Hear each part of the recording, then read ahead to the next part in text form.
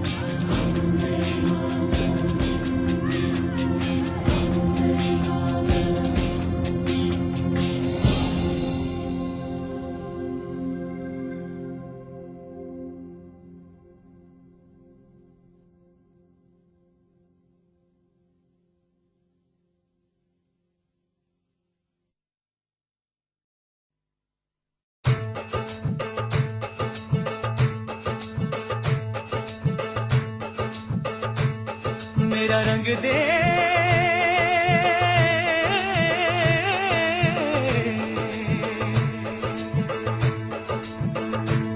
मेरा रंग दे बसंती चोला, माए रंग दे, मेरा रंग दे बसंती चोला, माए रंग दे, मेरा रंग दे बसंती चोला, रंग दे, रंग दे, रंग दे बसंती चोला, माए रंग दे, मेरा रंग दे बसंती चोला, माए रंग दे, मेरा रंग दे बसंती चोला, माए रंग दे, मेरा रंग दे बसंती चोला, रंग दे, रंग दे, रंग दे बसंती चोला, माए रंग दे, मेरा रंग दे,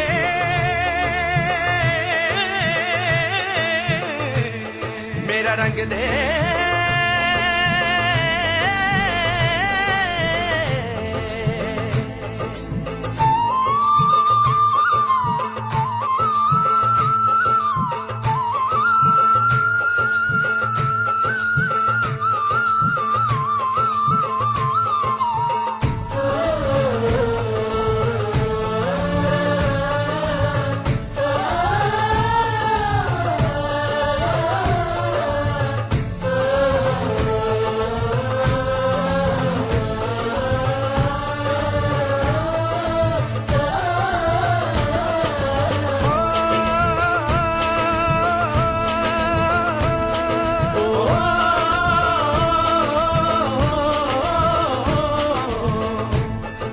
निकले हैं वीर जियाले, यूं अपना सीना ताने, हंस हंस के जान लुटाने, आजाद सवेरा लाने, मर के कैसे जीते हैं इस दुनिया को बदलाने, तेरे लाल चले हैं माए अब तेरी लाज बचाने, मर के कैसे जीते हैं इस दुनिया को बतलाने, तेरे लाल चले हैं माए अब तेरी लाज बचाने, आजादी का शोला बन के खून रगों में डोला, मेरा रंग दे,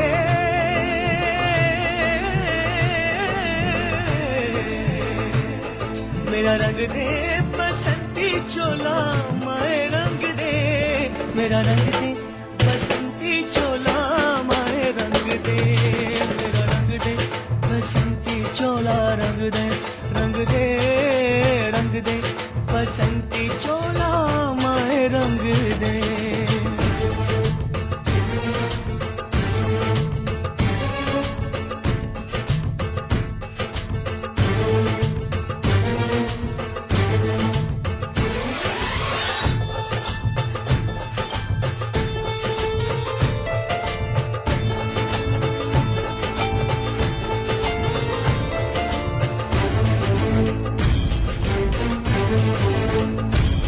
दिन आज का बड़ा सुहाना, मौसम भी बड़ा सुनहरा, हम सर पे बांध के आए बलिदानों का ये सहरा,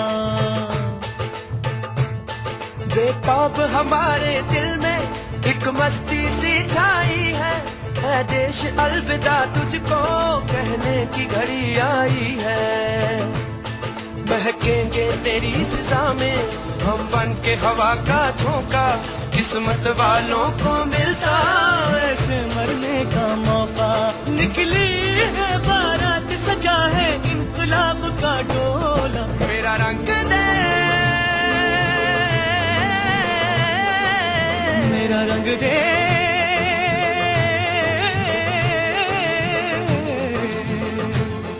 मेरा रंग दे बसंती चोला, माए रंग दे, मेरा रंग दे बसंती चोला, माए रंग दे।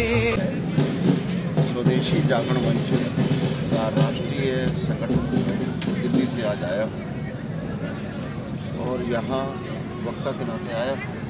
हमारे साथ माननीय संचालक अशोक जी जिला संचालक हैं और बाकी भी अधिकारी हैं। आज पूरे जिले का पथ संचलन है जिसको मार्च भी कहते हैं। समाज की सेवा में संघ लगा हुआ है और समाज के बीच में जाकर के एक सज्जन शक्ति का प्रतीक के नाते भी काम करना और सज्जन लोगों को अच्छा लगे कि हमारी संभाल करने वाले, हमारी चिंता करने वाले भी लोग हैं। इस दोनों बातों का प्रतिनिधित्व करने के लिए आज ये पद संचलन है। सामान्यतः साल में एक बार इस किस्म का काम पूरे देश के अंदर होता है। जो का आक्रमण चल रहा है उसके खिलाफ जनता ने भी आवाज़ उठाई थी, उस विषय को आगे और इसको देखिए। तीसरी प्रकार इस प्रकार से जो एक आज शाखा है, इस प्रकार से सामाजिक क्रांति की प्रतीक है, व्यक्ति के स्वास्थ्य का प्रतीक है।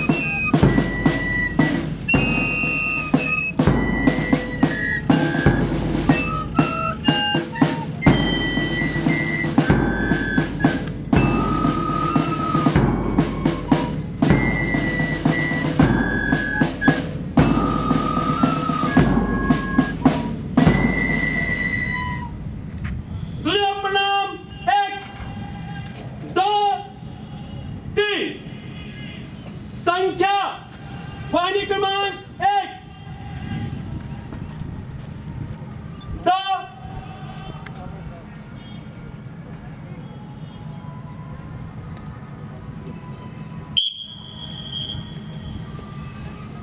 नमस्ते सदा वत्सले मातृभूमे, नमस्ते सदा वत्सले मातृभूमे, त्वया हिंदू भूमे सुखं वर्धितोऽहम्, त्वया हिन्दुभूमे सुखं वर्धितोऽहम्, महामंगले पुण्यभूमे त्वदर्थे, महामङ्गले पुण्यभूमे तदर्थे, तत्त्वेशकायो नमस्ते नमस्ते, तद्वेषकायो नमस्ते नमस्ते, प्रभो शक्तिमन हिंदू राष्ट्रांगभूता, प्रभो शक्तिमन् हिन्दुराष्ट्राङ्गभूता, इमे सादरन्त्वा नमामो वयम्, इमे सादरत्वा नमामो वयम्, त्वदीयाय कार्याय बद्धाकटीयम्,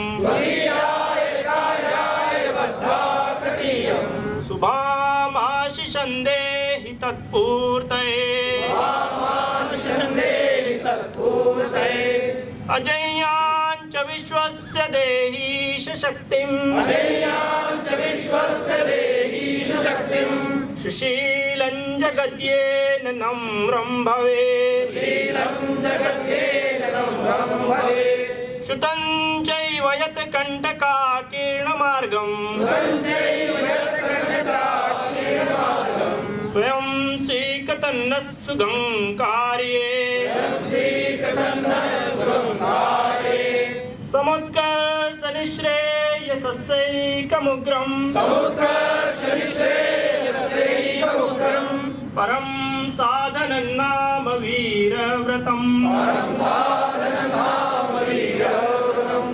तदन्तः स्फुरद्वक्षया ध्येयनिष्ठा, तदन्तः सकृत्वक्षया ध्येयनिष्ठा, तदन्तः प्रजागर्तु तीव्रानिशम्,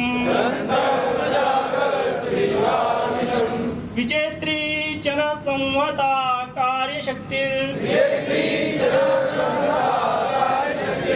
विधायास्य धर्मस्य संरक्षणम्,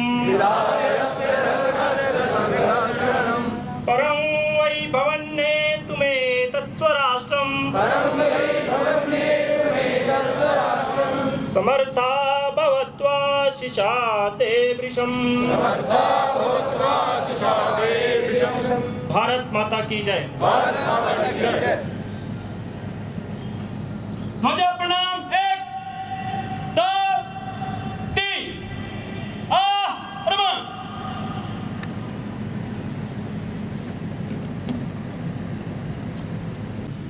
चलते समय हमें अपना सम्मिट बनाए रखना है और ये जो अपना अंतर है इसी अंतर को बरकरार रखते हुए चलना है। चलते हुए सामने देखकर चलना है, नीचे नहीं देखना है और आपस में बातचीत बिल्कुल भी नहीं करनी है। चलते समय रास्ते से कोई बातचीत करने की कोशिश नहीं करनी है। रास्ते में भिन्न भिन्न स्थानों पर स्वागत के लिए खड़े होंगे लोग, वो कोई ना कोई घोष बोल रहे होंगे। हमें अपने जोश और होश को रखते हुए पानी की प्यास लगे तो हमें अपनी वाहनी को छोड़कर नहीं जाना है। अगर अति आवश्यक लगे, सहन ना हो रहा हो, तब भी हमें अपने वाहिनी प्रमुख को इसकी जानकारी देनी है, तभी हमें अपनी वाहिनी रचना से बाहर की ओर निकलना है। रास्ते में हमें अपने मोबाइल से अपनी सेल्फी या कोई भी चित्र नहीं लेना है।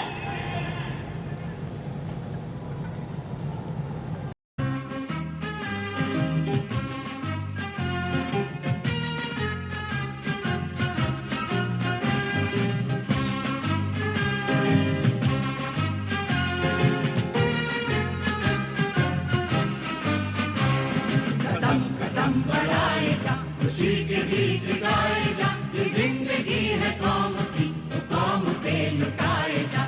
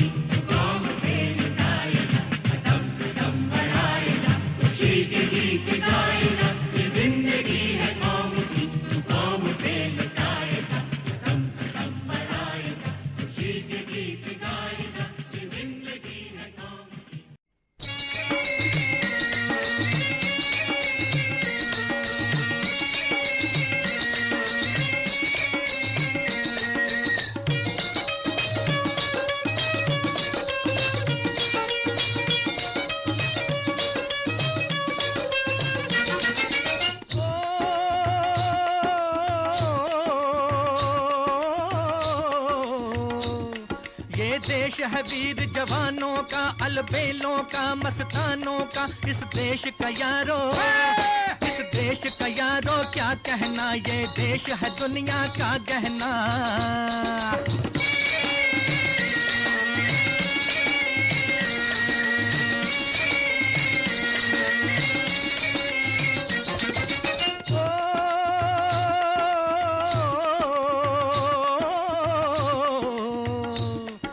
चौड़ी छाती वीरों की, यहाँ भोली शक्लें हीरों की, यहाँ गाते हैं रांझे, यहाँ गाते हैं रांझे मस्ती में, मचती हैं धूम में बस्ती में।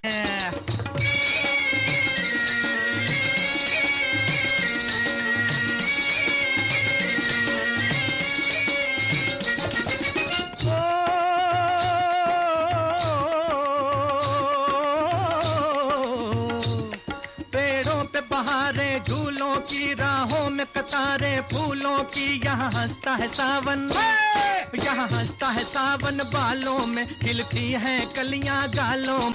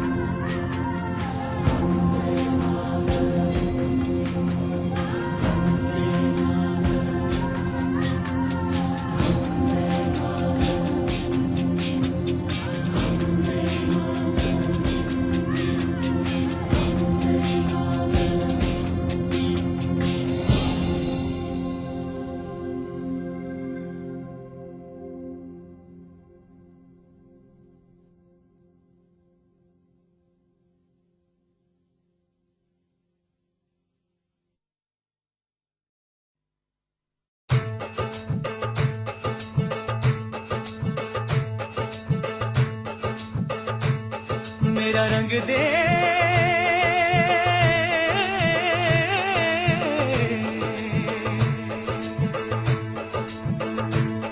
मेरा रंग दे बसंती चोला माए रंग दे, मेरा रंग दे बसंती चोला माए रंग दे, मेरा रंग दे बसंती चोला रंग दे, रंग दे रंग दे बसंती चोला माए रंग दे, मेरा रंग दे बसंती चोला माए रंग दे, मेरा रंग दे बसंती चोला माए रंग दे, मेरा रंग दे बसंती चोला रंग दे, रंग दे रंग दे बसंती चोला माए रंग दे, मेरा रंग दे,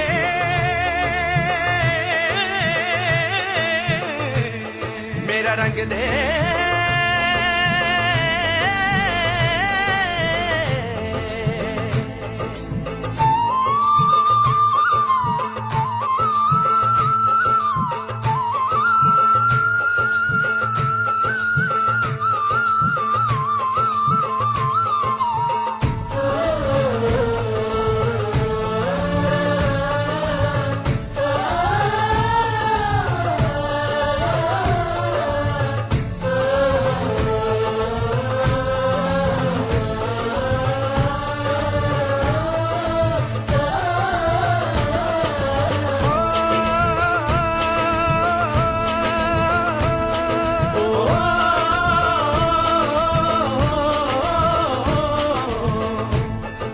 निकले हैं वीर जियाले यूं अपना सीना ताने, हंस हंस के जान लुटाने, आजाद सवेरा लाने, मर के कैसे जीते हैं इस दुनिया को बदलाने, तेरे लाल चले हैं माए अब तेरी लाज बचाने, मर के कैसे जीते हैं इस दुनिया को बतलाने, तेरे लाल चले हैं माए अब तेरी लाज बचाने, आजादी का शोला बन के खून रगों में डोला, मेरा रंग दे,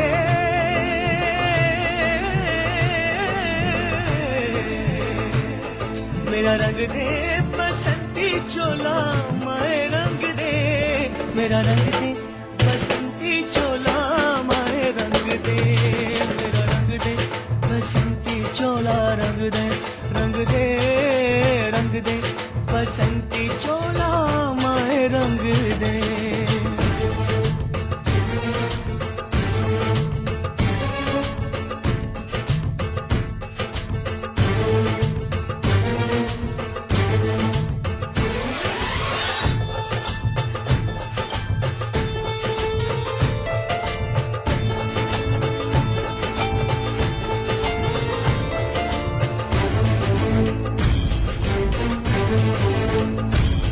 दिन आज का बड़ा सुहाना, मौसम भी बड़ा सुनहरा, हम सर पे बांध के आए बलिदानों का ये सहरा, बेताब हमारे दिल में एक मस्ती सी छाई है देश अलविदा तुझको कहने की घड़ी आई है, महकेंगे तेरी फिजा में हम बन के हवा का झोंका, किस्मत वालों को मिलता ऐसे मरने का मौका, निकली है बारात सजा है इनकलाब का डोला, मेरा रंग दे, मेरा रंग दे,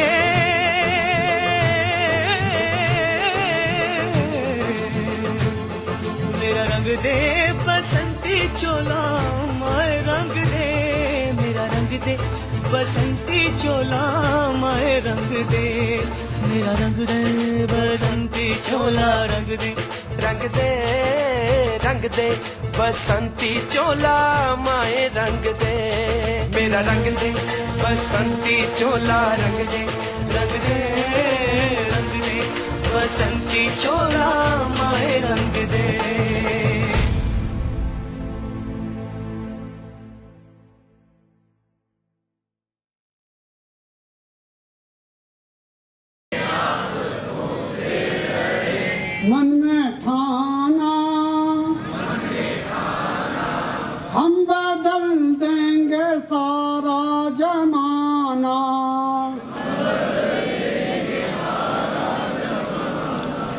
संगठन हम करें आफतों से लड़ें, संगठन हम करें आफतों से लड़ें, मन में ठाना मन में ठाना हम बदल देंगे सारा जमाना, हम बदल देंगे सारा जमाना।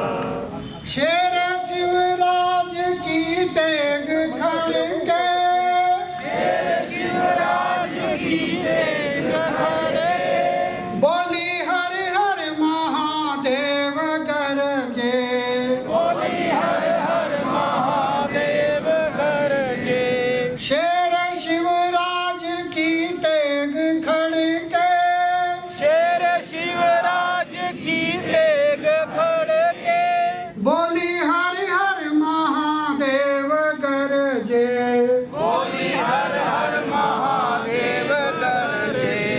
शक्ति हो साथ में भगवा हो हाथ में, शक्ति हो साथ में भगवा हो हाथ में, बढ़ते जाना बढ़ते जाना हम बदल देंगे सारा जमाना,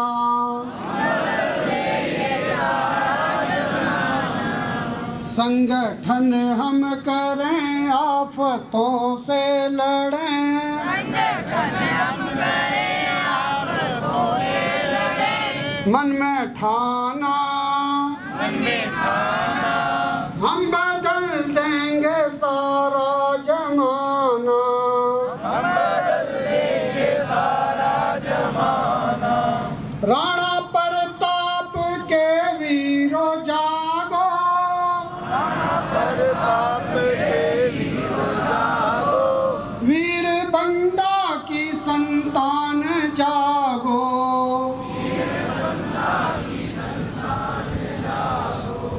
राणा प्रताप के वीरों जागो,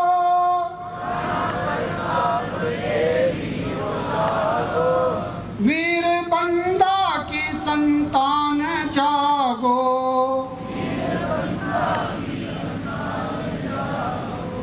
बज रहा है बिगुल नौजवान तू संभल,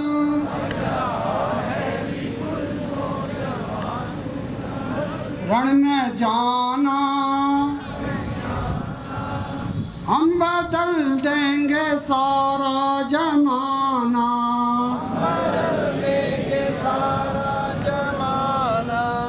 संगठन हम करें आफतों से लड़ें,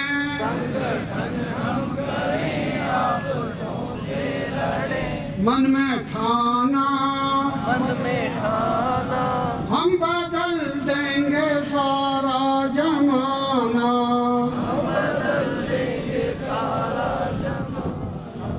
केशव माधव है प्रेरक हमारे, केशव माधव है प्रेरक हमारे, भारत माता के हैं प्राण प्यारे,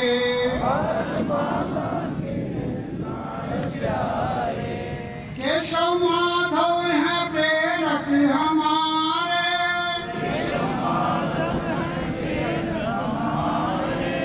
भारत माता के हैं प्राण प्यारे, भारत माता के हैं प्राण प्यारे। संघ की शक्ति को राष्ट्र की भक्ति को,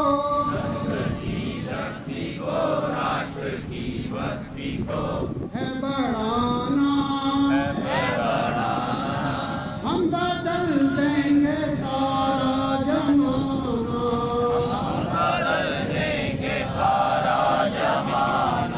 संगठन हम करें आफतों से लड़ें, संगठन हम करें आफतों से लड़े, मन में ठाना मन में ठाना हम बदल देंगे सारा जमाना, हम बदल देंगे सारा जमाना। उन्नति का है एक ही रास्ता,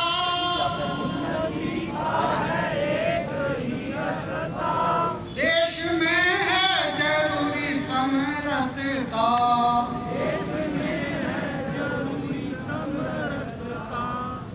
मुक्ति का है एक ही रास्ता,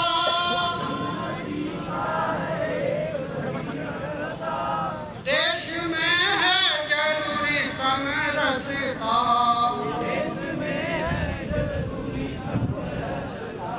टूट ना हो कभी, एक है हम सभी। ग्राउंड के बीचों बीच मिलकर गाना हल्का सा तो अंदर आ जा भाई, देखने को दिक्कत। हम बदल देंगे सारा जमाना,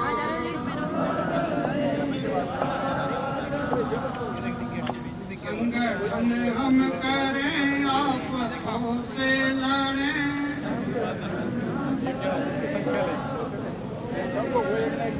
मन में ठाना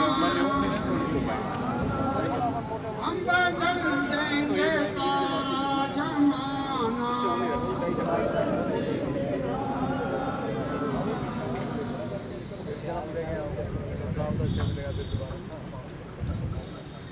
सूचनाएं हैं, ध्यान देंगे। जितने भी वाहिनी प्रमुख हैं और सह वाहिनी प्रमुख हैं, पीछे दिनेश जी के पास संपर्क करेंगे। बीकिर के पश्चात वाम अमृत होगा, फिर उपविष्ट की आज्ञा होगी और यहीं पर हम सभी को भोजन के पैकेट मिलेंगे।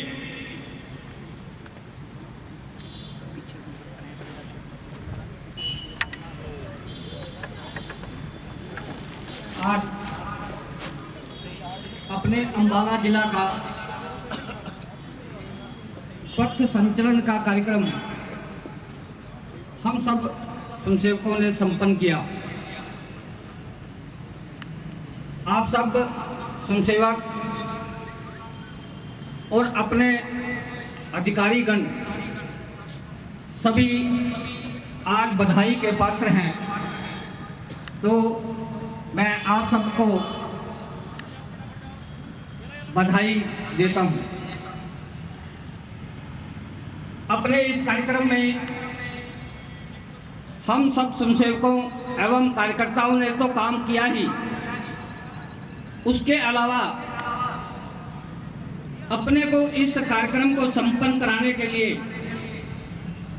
अनेकों सामाजिक संस्थाओं ने भी सहयोग दिया। माननीय कर्नल रामस्वरूप जी कौशल, आप सेवानिवृत्त सेना से कर्नल हैं। आपने 35 साल देश की रक्षा में अपनी भागीदारी निभाई।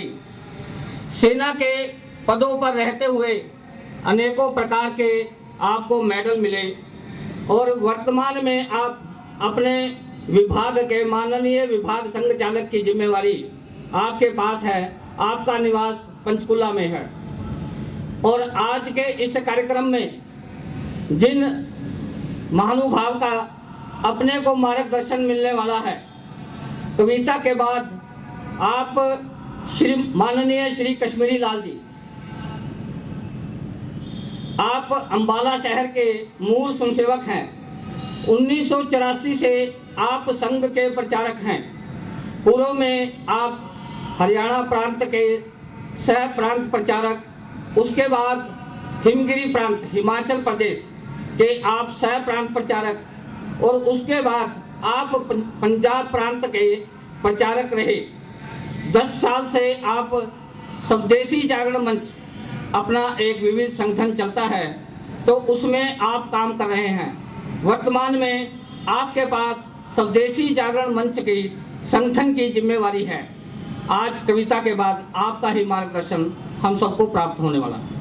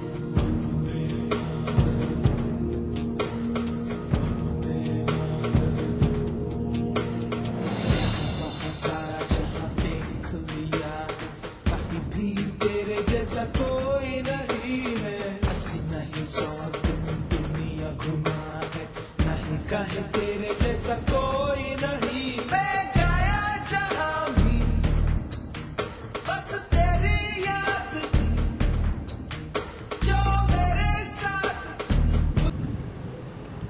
मान्यवर संघ चालक द्वय, अधिकारीगण, कार्यकर्ता बंधुओं और समाज से आए प्रतिष्ठित महानुभाव बहनों, आज जब ये पथ संचलन हो रहा था तो मैं सबसे पीछे पीछे की पंक्ति में था। दो बातें दिखाई देती थी। एक तो जब तक हम पहुंचते थे ज्यादातर लोगों के फूल खत्म हो गए होते थे, तो वो कहते थे, मैं तेरे को कह रहा था ना ये बहुत लंबा इनका जुलूस होगा, तो थोड़े थोड़े फूल फेंको, देखो देखो भी कितने और हैं, कितने और हैं। मुझे लगता है कि संघ के सुनसेक असंख्य है, बहुत है। ये मुख से फूल निकलना, बात निकलना पहले वाले फूलों से अच्छा है। समाज का ये विश्वास बना रहना चाहिए कि ये संघ बहुत बड़ा है, आगे बढ़ रहा है और ये लगातार चलता रहेगा। एक दूसरी प्रतिक्रिया जब इधर आए तो दिखाई दी। स्वयंसेवकों को लगा कि कहा तो ये था कि आधा किलोमीटर है, ये तो 10-12 किलोमीटर चला दिया उसमें। और जब यहाँ पहुंचे तो उनको लगा कि अब तो ये समाप्त हो गया है, जूते वूते उतार के पैर की मालिश करनी चाहिए। इतने में उनको बताया कि नहीं, बैठ जाओ, आधा घंटा और क्लास लगेगी। तो एकदम कईयों की निराशा भी छाई होगी कि पहला आसान था, ये बैठना मुश्किल है। परंतु संघ के अंदर ये दोनों ही काम चलते हैं, शारीरिक भी चलता है, बौद्धिक भी चलता है। दोनों में से एक गड़बड़ हो जाए तो ना आदमी का काम चलता है, ना देश का काम चलता है। आज जब ये पथ संचलन हो रहा था तो मुझे अनेक कार्यकर्ताओं की याद आ रही थी जिनके पोते पड़पोते भी बड़े हो गए हैं, उनके भी बच्चे का हाथ थाम करके यहाँ आए थे। कभी लाला बैजनाथ जी अम्बाला के स्वयंसेवकों के सामने आदर्श रूप में बताया जाता था, श्री फकीर चंद जी, और अभी दिवंगत हुए माननीय संघ चालक माननीय जयनाथ जी की बरबस याद जब स्वयंसेवकों को अम्बाला का इतना बढ़ता हुआ काम देखते हैं तो आती है। अम्बाला छावनी के अंदर भी श्री नानक चंद जी, श्री अशोक जी से लेकर के और बहुत पुराने कार्यकर्ता हैं जिन्होंने जब बाल थोड़े उगे थे, बड़े थे, संभालने शुरू किए थे, तब से काम करना शुरू किया। अब जब बाल झड़ गए और जीवन के अंतिम समय तक इस काम में लगे रहे, समाज के आगे आदर्श रूप में प्रस्तुत होते रहे। सबसे पहले इस बढ़ी हुई संख्या अच्छे कार्यक्रम के पीछे उन सब महानुभावों का जो अम्बाला में रहे, तपस्या की, दिवंगत हो गए, उनको भी मैं शुरू में प्रणाम करता हूँ। जैसे संचलन की बात की तो एक बात ध्यान रखना चाहिए कि शरीर है तो संचलन होता है,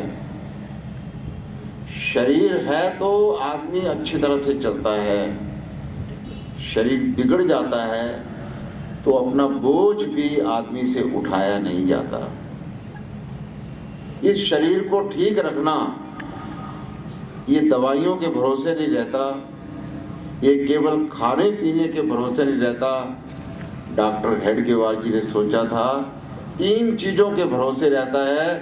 पहला व्यायाम होगा, चलना फिरना रहेगा, और ये पथ संचलन उसका भी प्रतीक है। आपने बहुत से अस्पताल सुने होंगे छोटे बालकों को मैं कहूँगा आज घर जाकर के ये बात अपनी माताजी को बताना। अगर पिताजी कार्यक्रम में नहीं आए तो उसको बताना। एक बात बता दोगे तो घर के समझेंगे कि आप बहुत कुछ समझ के आए हो। सबसे आगे का विद्यार्थी है, सबसे इधर, हाँ इधर ध्यान दो मेरी तरफ। एक बात मैं आपको बताने वाला हूँ, ये जो हमारा शरीर है ये कितने का है ये कहना बहुत मुश्किल है, पर भारत में बहुत सारे अस्पताल होंगे। एक बड़ा अस्पताल अपोलो हॉस्पिटल है और उसके जो डॉक्टर प्रताप रेड्डी है फाउंडर हैं, वो अक्सर अपने जब भी भाषण देते हैं उसमें एक बात को बताते हैं। उसी बात को बच्चों में कह रहा हूँ घर में जाकर के बताना, ये बात याद कर लेना। वो कहते हैं कि एक यूनिवर्सिटी के अंदर ये क्वेश्चन किया गया कि क्या आदमी के शरीर की जैसा शरीर बनाया जा सकता है, तो सब वैज्ञानिकों ने इकट्ठे होकर के कहा बनाया जा सकता है, बाल भी बनाए जा सकते हैं। इस किसी और के शरीर से मांसपेशियां लेकर के मांसपेशियां भी बनाई जा सकती है, कैल्शियम से हड्डियां भी बनाई जा सकती हैं। तो उन्होंने कहा कि बनाइए एक फिर। तो बोले कि उसकी कीमत थोड़ी बता देते हैं, अगर आपको पसंद हो तो हम बना सकते हैं। तो कितनी कीमत होगी? उसमें आत्मा नहीं होगी, केवल पूरा का पूरा शरीर साइंटिस्ट बनाएंगे। तो डॉक्टर प्रताप रेड्डी कहते हैं कि कैलकुलेट करके हिसाब लगा के उन्होंने बताया कि सिर्फ 6,000 करोड़, 6,000 यानी ट्रिलियन डॉलर उन्होंने कहा। अब ये जो बाकी लोग थे 6,000 ट्रिलियन डॉलर, ये किसी को समझ में नहीं आया। बोले 8-10 फिर बना ही दो। बोले 6,000 ट्रिलियन में से आधा 10% तो लाओ, क्योंकि 6,000 ट्रिलियन डॉलर बोले कितना होता है? बोले भारत का कुल संपत्ति देश की, जिसको जीडीपी बोलते हैं, वो 2.5% से 2.5 ट्रिलियन डॉलर से कम है। चाइना की 11 ट्रिलियन डॉलर है, अमेरिका की 17 ट्रिलियन डॉलर है। अरे बोले कि इतना अगर एक एक देश की कुल है तो 6,000 ट्रिलियन डॉलर कितने का बनेगा? तो बोले पूरी दुनिया की सारी संपत्ति इकट्ठी करके उसके 77 टाइम यानी 77 गुना और पैसा आए तो तब जाकर के 6,000 ट्रिलियन डॉलर बनता है और तब जाके एक शरीर बनेगा। मैं ये इसलिए आपको बताना चाहता हूं कि जब हम खाते हैं पीते हैं, क्या खा रहे हैं क्या पी रहे हैं, ये ध्यान करना चाहिए, क्योंकि इससे कीमती कोई दुनिया के अंदर चीज नहीं है। और इसको ठीक रखना है तो सब डॉक्टर कहेंगे कोई दवाई खाओ ना खाओ, केवल एक रोजाना की सैर। और वो बताते हैं 10,000 कदम। आज मैं अपने एक ऐप मिलता है मोबाइल के ऊपर, और उसके अंदर जो जो आदमी कदम गिनता है तो कदम उसके ऊपर बढ़ते जाते हैं। मैंने अभी हिसाब आकर के देखा तो लगभग 7,000 कदम आज हम चले हैं, यहाँ से लेकर के वापिस आने तक। और अभी इससे और अधिक चाहिए अगर शरीर को ठीक रखना हो। तो इसलिए शाखा का जो 1 घंटा है, कोई और काम करवाता है कि नहीं कराता, ये 6,000 ट्रिलियन डॉलर की मशीन को ठीक रखने का काम तो रोजाना हमारा हो जाता है। दूसरी बीमारियां आजकल जो बढ़ रही हैं वो मानसिक बीमारियां बढ़ रही हैं। किसी भी मेंटल डॉक्टर से कहोगे कि मेरे को एंजाइटी हो रही है, अवसाद हो रहा है, नींद अच्छी नहीं आती है, चिंता रहती है, तो वो कहेगा कुछ कर लो, दवाई खा लो। एक ऐसे व्यक्तियों का समूह बनाओ जो आपको स्नेह करते हैं, जो आपको प्यार करते हैं, जिनके अंदर रहते हुए आप डरते नहीं हो, जिनको बात बताते हुए आप संकोच नहीं करते हो। ये मित्रता का दायरा बनाइए, शाखा वो भी काम कर देती है। और एक तीसरा काम होता है कि जिससे देश जीवित रहता है, जिससे समाज जीवित रहता है, वो है लोगों की भलाई का काम करना, महापुरुषों का स्मरण करना। शाखा में 1 घंटे के कार्यक्रम के अंदर ये भी हो जाता है, इसलिए कुछ फिजिकल जिम कम भी हो गए तो काम चलेगा, मेंटल डॉक्टर न भी रहे तो काम चलेगा। आज एक बात को गांठ बांध के जाइए कि मैंने पूछा कि आज कितने गांव से लोग आए होंगे, तो उन्होंने कहा 125-150 गांव से आए होंगे। जिस गांव से एक भी स्वयंसेवक आया है, आज निश्चय करके जाए कि वहां साल भर शाखा लगेगी। इसी प्रकार से लोगों को इकट्ठा करेंगे, समाज को इकट्ठा करेंगे, और ये छोटा सा कार्यक्रम 1 घंटे का शाखा का करते रहेंगे। 6000 ट्रिलियन की मशीन भी ठीक रहेगी। उससे भी महंगा सबसे बड़ा कंप्यूटर जो दिमाग होता है वो भी ठीक रहेगा, और वहां पर समाज की भलाई का काम भी होता रहेगा। कार्यकर्ता बंधुओं, एक दूसरी बात आपको जो आप कहानी घर जाके सुना सकते हैं, ये 6 ट्रिलियन वाली तो बताएंगे। जर्मन के साथ जब द्वितीय विश्व युद्ध हो रहा था, उस समय की बहुत अच्छी कहानी है जो उसमें एक व्यक्ति जिंदा रहा उसने लिखी है। कहानी को ध्यान से सुनना। बोले कि यहूदियों को उस समय ट्रकों में भर करके ले जाते थे। जब रात हो जाती थी तो ड्राइवर और जो गार्ड होता था, जहां दरवाजे बंद करके अच्छी तरह से कि कहीं भाग ना सकें, जितने भी कैदी होते थे रात को वहीं छोड़ देते थे, और सुबह रोशनी होने के बाद ड्राइवर आता था, गार्ड आता था, गाड़ी को आगे ले जाता था। एक जगह पर बहुत ठंड थी, वहां पर इनको छोड़ दिया। जो लेखक है वो लिखता है, रात के समय जब गाड़ी रुकी तो ठंड महसूस होनी शुरू हुई, धीरे धीरे ठंड पड़नी शुरू हुई, और हमें लगा कि अब जिंदा नहीं रहेंगे। मैंने पास में निगाह मारी, मेरे शहर का सबसे बुजुर्ग व्यक्ति जिसकी हम बहुत इज्जत करते थे, एक अध्यापक था, वो साथ में था। मुझे उस पर बहुत तरस आया। उसके हाथ पैर कांप रहे थे, उसकी जबान कांप रही थी, सारा शरीर लड़खड़ा रहा था ठंड के कारण से।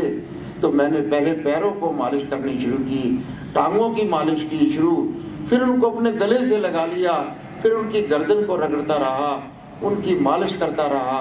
वो अरे बेटा तेरा भला हो, अरे तेरा बेटा भला हो, ये आशीर्वाद उसके मुंह से कभी निकलता था, कभी ठंड के कारण से वो भी नहीं निकलता था। फिर मैं हाथ हिला के देखता था, ये जिंदा तो है, मर तो नहीं गया। ऐसा वो नौजवान सारी रात लगा रहा। सुबह की रोशनी जब हुई तो उसने देखा ये बुजुर्ग जिंदा है, लेकिन सामने इधर निगाह मारी, इधर निगाह मारी, ठंड के कारण से वो जो 60 सवारियां थी वो सब की सब मर गई थी। सिर्फ एक बुजुर्ग जिंदा रहा क्योंकि उसकी मालिश होती रही, और एक इससे भी नौजवान मर गए, ये जिंदा रहा क्योंकि ये मालिश करता रहा, इसको भी गर्मी मिलती रही। समाज की सेवा करने वाले को मेवा कभी बाद में नहीं मिलता। हर काम जो अच्छा करता है वो साथ ही साथ मन की संतुष्टि, तन की संतुष्टि होती है। कभी सेवा करने वाले ने मेवा की आशा नहीं रखी, परंतु भगवान का न्याय है, अपने आप मेवा मिलता है। राष्ट्रीय स्वयंसेवक संघ का इतिहास 2 अक्षरों में लिखना हो तो वो सेवा करना ही है।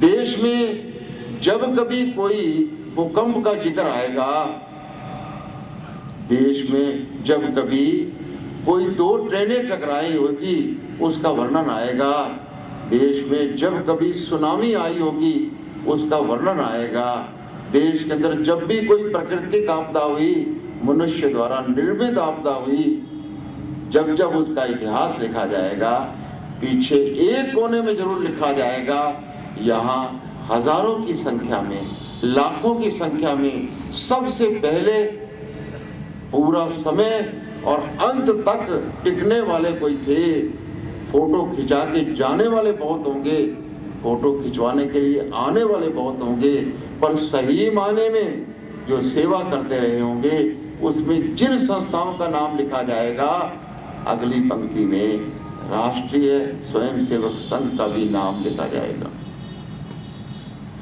साथियों, इसलिए इस परंपरा को हमने बनाए रखना है, बढ़ाए रखना है और जीता जागता उदाहरण हमने बनना है। लेकिन मुंह पे कभी गिला नहीं आना चाहिए कि यार सारी उम्र मुझे काम करते हो गई, मेरा तो किसी ने ध्यान नहीं रखा। जो सेवा करता है उसका ध्यान साथ ही साथ हो जाता है। इसलिए जो मैंने एक यहूदी की कहानी सुनाई, ये हर स्वयंसेवक की कहानी है, हर सामाजिक कार्यकर्ता की कहानी है। इसको हमें हमेशा ही याद रखना चाहिए। एक तीसरा विषय और महत्वपूर्ण है और चौथा विषय कह के मैं अपनी बात को समाप्त कर दूंगा। वो तीसरा विषय ये है कि इस दिवाली पर जहां जगमग दीपकों की हुई, जहां रोशनी हुई, जहां पटाखे चले, वहां एक जगमग और भी हुई होगी। और मैं हाथ नहीं खड़ा करवाता आपसे, लेकिन जिन जिन लोगों ने इस दिवाली पर चीन की सस्ती झालर नहीं लगाई, बाजार से कुम्हार के बने हुए दीपक जलाए, जिन जिन लोगों ने पटाखे लेते समय चीन के पटाखे ना हो इसका विचार किया होगा, तो ये संख्या बहुत बड़ी होगी। है कि नहीं है? आप सबने प्रयास किया ना, छोटे छोटे बच्चों ने भी प्रयास किया, सबने प्रयास किया। पूरी की पूरी गली के अंदर लोगों ने सबको बताया कि चीन का सामान हमको नहीं लेना चाहिए। साथियों, ये एक बात जरूर इसमें भी, मैं जब आंकड़े बोलता हूँ तो कई लोग बोलते हैं कि पहले तो नहीं बोलते थे, जब से स्वदेशी जागरण मंच में गए हैं तब से आंकड़े बोलने शुरू किए हैं और इसलिए आपकी बात भी बोर हो जाती है। पर मैं कोशिश करूंगा इस आंकड़े को सरल ढंग से समझा दूं। जैसे 6000 ट्रिलियन डॉलर को आप नहीं भूले होंगे, वैसे इसको भी नहीं भूलेंगे। साथियों, हमारा 190 देशों से दुनिया में व्यापार है और जो व्यापार है उसमें हम मुनाफा भी खाते हैं, घाटा भी खाते हैं। सबसे ज्यादा व्यापार हमारा चीन से चल रहा है, लेकिन इतनी बात बताना चाहता हूं, जितना चीन से चल रहा है 71 बिलियन डॉलर का, उससे थोड़ा कम अमेरिका से भी चल रहा है। अमेरिका से हम 18 बिलियन डॉलर कमा लेते हैं, लेकिन चीन से हम केवल 9 बिलियन डॉलर का सामान भेजते हैं। लगभग 52 बिलियन डॉलर का घाटा पिछले साल भी उठाया, हर साल घाटा उठा रहे हैं। और ये घाटा जो 190 देशों से हमारा घाटा पड़ता है, इसको याद रखना, 119 बिलियन डॉलर का, और केवल चीन से जो डॉलर घाटा है वो 52 बिलियन डॉलर का है। अगर परसेंट के हिसाब से विद्यार्थियों याद रखा जाए, बहुत आसानी से याद रखोगे। पूरी दुनिया से जितना हमको घाटा मिलता है व्यापार के कारण, उसका 44%, 44% केवल चाइना से। और चाइना में तेल नहीं आता है, तेल तो चाइना खुद भी मंगाता है, पेट्रोलियम प्रोडक्ट हम भी मंगाते हैं। अगर उस तेल वाले हिसाब को, पेट्रोलियम के हिसाब को घटा दें तो दुनिया में जितना हमको व्यापार में घाटा होता है 60%, ध्यान से सुन लीजिए, 60% चाइना से हो रहा है, चीन से घाटा हो रहा है। इसलिए सबसे बड़ा खतरा जो हो गया है, आज नौजवान को रोजगार नहीं मिलता। कारीगर जो है लकड़ी का मेज बनाता है तो वो बना के कहता है ये 500 रुपए का, तो बोले पड़ोस की दुकान में 250 का मिल रहा है, इससे ज्यादा चमक है क्योंकि चीन का फर्नीचर वहां आ गया है। अम्बाला कैंट के अंदर जो सामान बनता था वो चीन से आने के कारण से वहां भी गड़बड़ी हुई। यहाँ मिक्सी का उद्योग बहुत बड़ा था, धीरे धीरे चाइना की सस्ती मिक्सी आने से वो खत्म हो गया।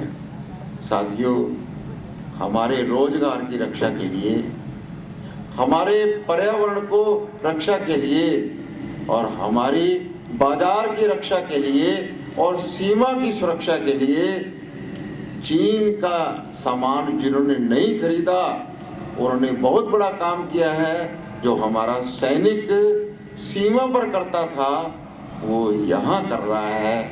एक छोटी सी बच्ची की बात सब जगह आई, पड़ोस के मकान के नीचे खड़े होके की, अंकल बोले कि आप मेरे पिताजी को क्यों मरवाना चाहते हो। उसकी पत्नी भी निकल आई, लड़के की ताजी शादी हुई थी वो भी आ गया, छोटी बहू भी आ गई। छोटी सी बच्ची की बात सुन रहे, क्यों क्या हुआ, किसने गलतफहमी डाली। हम तो अपना दिवाली का त्योहार मना रहे हैं। अंकल ये जो सामान जो आप ले रहे हो ये सब चाइना का है, पटाखे भी चाइना के हैं और ये झालर और लड़ियां भी चाइना की है। और आपको पता है 60,000 करोड़ रुपए का, क्या मैंने बोला, 60,000 करोड़ रुपए का मुनाफा जो चीन को जाता है, चीन उसी का बंदूकें गोलियां बना करके सीमा पर चलाता है। मेरे पिताजी फौजी हैं और आप जो काम कर रहे हो उसके कारण मेरे पिता की मृत्यु हो सकती है। इधर आओ, अपने हाथ से बटन बंद करो, झालर उतारी, जहां कुआं में डालनी है, जहां गंदगी में डालनी है तुम डाल दो। हम ऐसा काम नहीं करेंगे। ये छोटे छोटे बच्चों ने सिखाया है बड़ों को भी। इसलिए इस बार जो होली आ रही है ध्यान रखना चीन का रंग ना हो। रक्षाबंधन के समय चीन का बनाया हुआ धागा या राखी नहीं होनी चाहिए।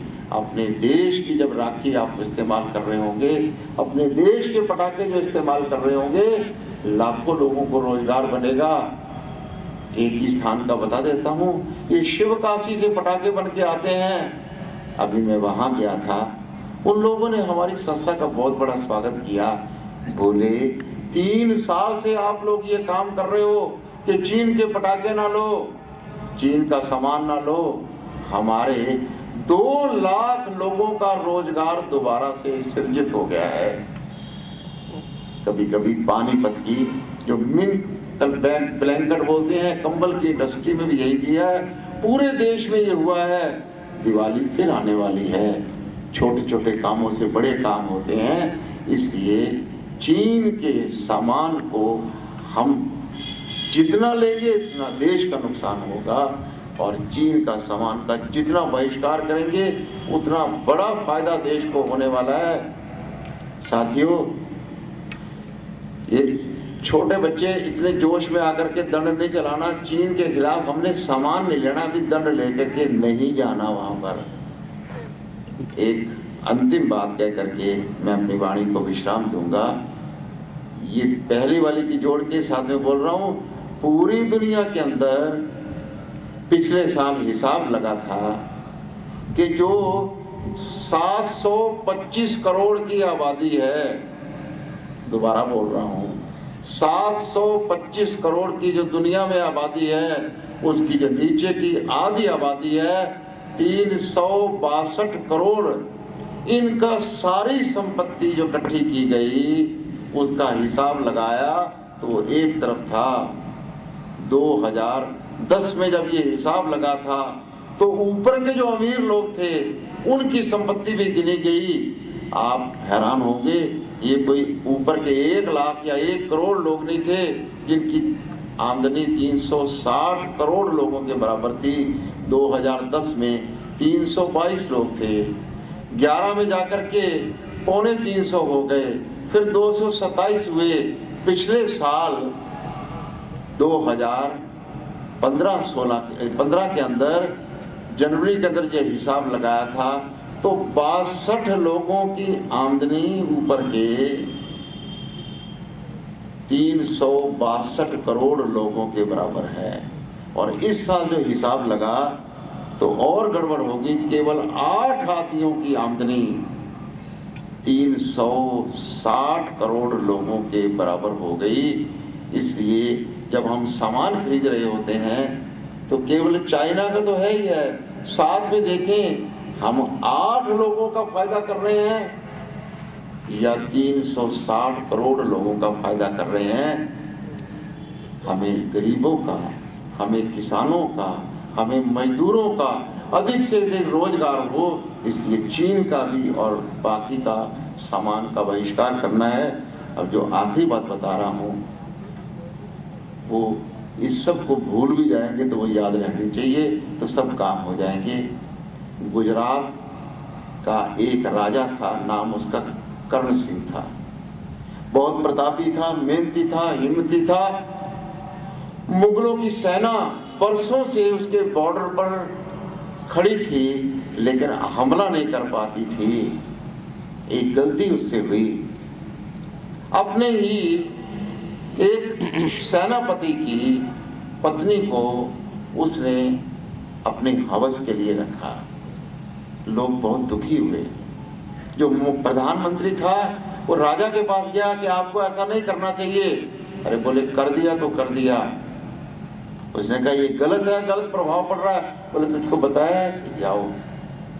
उसको गुस्सा आया, गुस्सा आके बोले यार इसको सबक सिखाना चाहिए, राजा हो गया तो क्या हो गया, भगवान थोड़ा है। तो उसने क्या किया, सोचा कि इसका विद्रोह कराऊं, नहीं हो सका। अंत में जाकर के वो जो मुगलों की सेना खड़ी थी, बॉर्डर पे खड़ी थी, 25 साल से इंतजार कर रही थी, अंदर जाने का रास्ता नहीं मिल रहा था, उसके पास गया और बोले कि मैं इनका प्रधानमंत्री हूँ और ये राजा ने गड़बड़ी करी है, मैंने समझाया, बदला लेना चाहता हूँ, तो तुमको रास्ता बताता हूँ कैसे हमला करो। उसने उनको दिल्ली भेजा।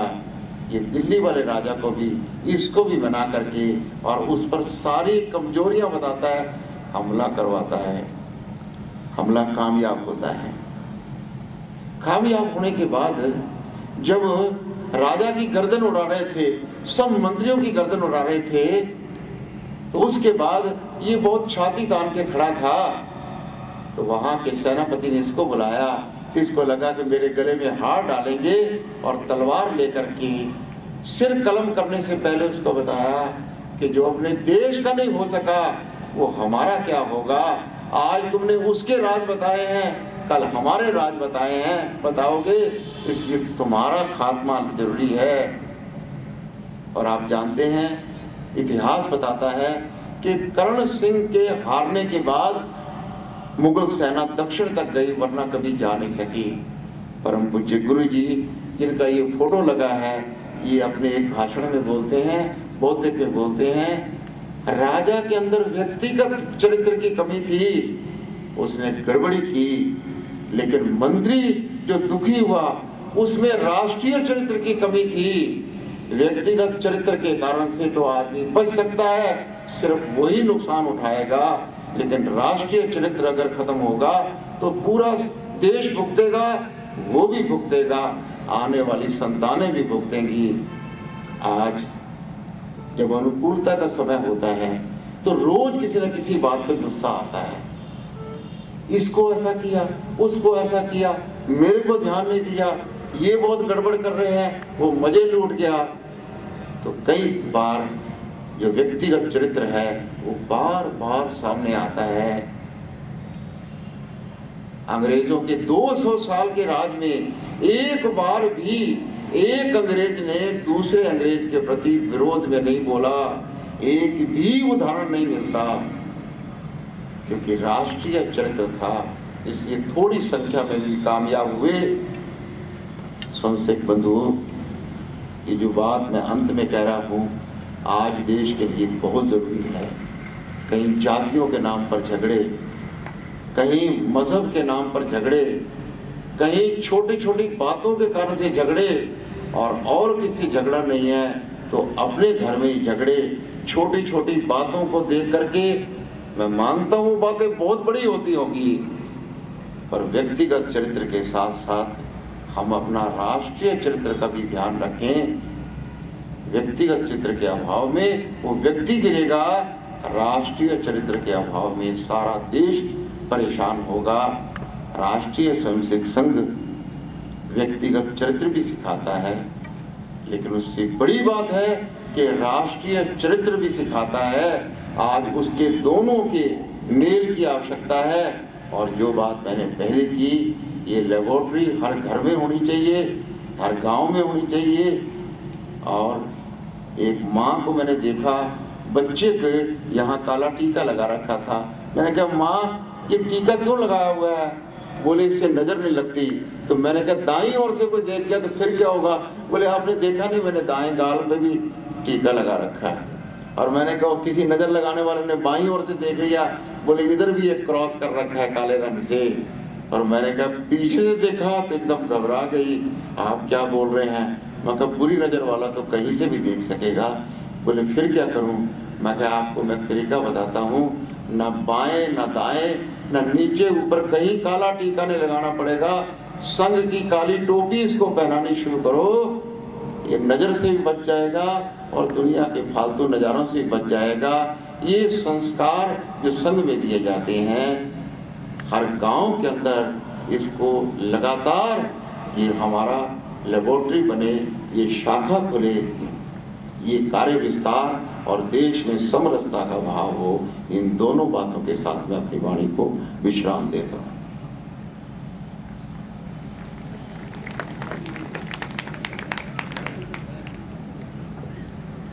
सावधान, उत्तिष्ठ। अरमान